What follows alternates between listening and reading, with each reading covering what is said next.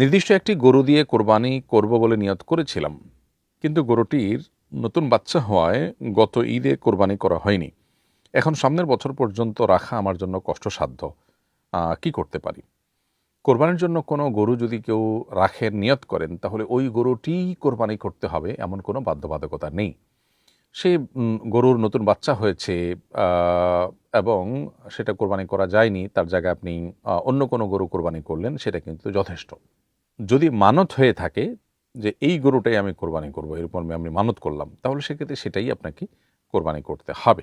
মানত যদি আপনি না করেন, তাহলে সেক্ষেত্রে